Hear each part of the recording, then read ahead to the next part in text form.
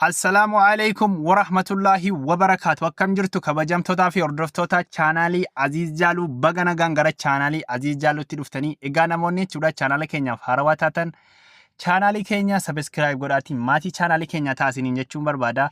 Egaa jechuudha namoonni chaanaala kanaaf haarawaa taatanii hiriyoota keessaniif sheer gochuudhaanii akkaataa isaanitti jechuudha chaanaalii kana barnoota irra jiru argatan gochuu qabdu. Egaa irra jechuudha kan nuti waliin ilaallu akkaataa jechuudha itti fayyadama DeepSeek fi akkaataa DeepSeek itti banatanidha jechuudha kabajamtoota hordoftoota keenya. Egaa har'a jechuudha DeepSeek jechuun maali jechuun keessan hin hafu jechuudha. Egaa DeepSeek jechuun appilikeeshinii jechuudha yeroo ammaa kanatti addunyaa irratti saffisa olaanaadhaan fayyadamtoota bira dhaqqabee jechuudha namoonni baay'een jechuudha itti fayyadamaa jiranidha jechuudha. Egaa kana haala itti fayyadama isaatii fi maaliif akka faayidaa isaa akka ta'e immoo yoo isiniif ibsu jechuudha. DeepSeek jechuun maaliif nu fayyada kan jettan ta'e DeepSeek jechuun akkuma ChatGPT jechuudha afaan Ingiliffaatiin deebii jechuudha saffisaan nuuf kennaa ture hin beekamu jechuudha. Egaa amma immoo afaan Oromootiin jechuudha DeepSeek yeroo dhufu kanatti keessumattuu jechuudha namoota afaan Oromoo dubbatanii fi carraa olaanaa jechuudha carraa baay'ee gaarii ta'e carraa akka tasaatti argamuu hin dandeenya jechuudha. Maaliif jennaan afaan Oromoo appilikeeshinii akkanaa jechuudha fayyadamtoota baay'ee bira ga'u saffisa olaanaadhaan hojii jechuudha baay'ee hojjechuudhaan nu fayyadu akkasii keessatti hammatame faayidaa yookiin immoo jechuudha bu'aalee garaagaraa nuuf kennuun isaa jechuudha nuyi fi injifannoo guddaadha jechuudha. Egaa kana itti fayyadamaa fi haala itti banatan gadi buufannee kan waliin ilaalu ta'a jechuudha. Jalqaba irratti jechuudha kabajamtoota hordoftoota keenya gara Play Store keenyaa dhufne jechuudha. DeepSeek jettanii barreessitanii jechuudha. DeepSeek jettanii gara kana qofee barreessinaan jechuudha. Akkasitti yeroo kun isiniif dhufe jechuudha install gootu jechuudha. Egaa kabajamtoota hordoftoota keenya appilikeeshiniin kun haala salphaadhaan jechuudha sekoondii muraasa keessatti jechuudha install yeroo nuuf ta'e open jennee seenna jechuudha akka haala itti fayyadaman neetworkii keessaniitiin deema jechuudha gadi buufachuun immoo. Egaa kabajamtoota hordoftoota keenya bakka karaa lamaan banachuu dandeenya jechuudha. Sign in with Google bakka jedhu kanaa fi sign up dha jechuudha. Garuu waan nuti inni seera qabeessa paaswoordii qabu kan nuti ittiin karaa nu banachuu dandeenyu sign up bakka jedhu kana tuqna. Asitti jechuudha maal goona iimeelii keenya jechuudha. Iimeelii bilbila keenya irra jiru iimeelii koodii isaa argachuu dandeenya jechuudha ammatti. Koodiin irratti argamnaan itti fayyadamuu dandeenyu sana itti galchina jechuudha. Yeroo akkanatti itti galchine jechuudha iimeelii keenya sirrii yeroo akkanatti itti galchine kabajamtoota hordoftoota paaswoordii keenya itti naqanna jechuudha. Paaswoordii jabaa ta'e tokko itti naqanna jechuudha. Akkas goonee paaswoordii hin daganne yeroo itti naqattanii kaatanii paaswoordicha sana kooppii gootanii jechuudha yoo barbaaddanii isuma sana gadi fiddanii peestii gochuu dandeessu jechuudha. Koonfoorm paaswoordii bakka lammaffaa kanatti jechuudha. Egaa yeroo bakka kanatti jechuudha iimeelii keenya sirrii ta'uu isaa hubannee paaswoordii keenya jechuudha ituu hin dogongoriin bakka lamanuutti paaswoordii keenya yeroo guunne asitti jechuudha raayitii bakka duwwaa kana jechuudha saanduqa kana akkas goonee amma maal gochuutu nu hafee sign up tuqxu otoo hin taane iimeelii kana irratti jechuudha itti fayyadamnee akkaataa itti fayyadamaa isaa bannee itti seennee ilaaluudhaaf maal goona itti fayyadamuudhaaf jechuudha sendi kood bakka jedhu kana tuqna jechuudha. Maaliif roobootii ta'uu fi dhabuu keenya jechuudha adda nuuf baasuuf waan ta'eef. Egaa as keessaa jechuudha wantoota xiqqoo ta'an tuqaas jedhaa jira jechuudha.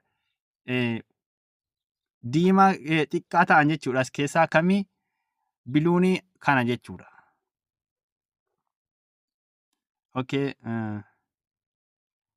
Egaa jechuudha yeeloo as keessaa barbaadnee tuqannaa haala inni jechuudha keessanii kan garaagaraa waan garaagaraa isinii fiduu danda'a waan ta'eef sun jechuudha eeddaniituma jechuudha akka isinii ta'etti jechuudha waan isin gaafate suutumaan jechuudha cinqamuu dhiiftanii suutumaan jechuudha ilaaltanii itti guutu jechuudha. Egaa paaswoordiin keenya akkanatti erga guuttannee koodiin nuuf ergameera jechuudha akkuma dhageessan notifikashiniin dhufeera kunooti 62339. Akkanatti itti guunnaa jechuudha 62339 sana booda maal goona kabajamtoota hordoftoota keenyatti dogongoriin paaswoordii keenya erga itti guuttanne haala kanaan hubannee jechuudha sign up bakka jedhu kana in tuqna jechuudha kabajamtoota hordoftoota. Egaa akkuma argaa jirtan jechuudha paaswoordiin keenya kana fakkaataa save goona jechuudha. Erga save goonee welcome to DeepSeek jedhe jechuudha.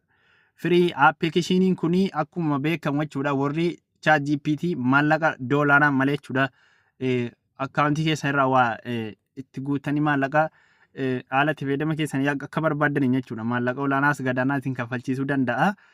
Egaa isin jechuudha isa kana immoo firii fayyadamtu jechuudha. Akkuma argaa jirtan kanatti appilikeeshiniin kuni firiidha jechuudha. Maaliif firiidha jechuudha? Official free app. Kana jechuun maallaqa tokkollee isin hin gaafatu jechuudha. Waan barbaachise hunduma isaa jechuudha waan ChatGPT irratti argattan jechuudha. Sanuu immoo saffisa dadhabaadhaan jechuudha kan ChatGPT irratti argattanu. DeepSeek irratti immoo jechuudha saffisa olaanaa kan qabu irratti bilaashaan fayyadamtu jechuudha. Kan kanaa olii maaltu jira? Appilikeeshiniin akkanaa hin jiru jechuudha. So kanaafuu asitti maal goonee dabarfannaa start chat jenna jechuudha. Kabajamtoota hordoftoota asitti jechuudha waanuma gabaabaa tokko gaafannee ilaalla jechuudha. Amma fakkeenyaaf namoota bebbeekamoo addunyaa kanarra jiran keessaa mee akka nama akka jechuudha Jawaar Mohammadis ta'e Abiy Ahmad hin gaafanna jechuudha. Jawaar Mohammad eenyu?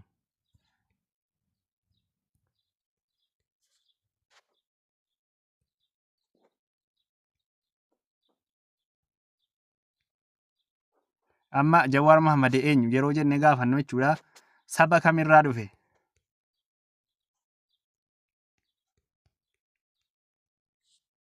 Akkanatti hin gaafanna jechuudha mee. Haala inni ittiin deebii kana nuuf kennu jechuudha in agartu jechuudha. Akkuma argitan kanatti jechuudha akka inni saba Oromoorraa dhufe maal akka ta'e jechuudha sirriitti jechuudha. Amma afaan Ingiliffaatiin deebii kana nuuf deebisee jechuudha. Egaa afaan Oromoon dubbattaa jenna jechuudha.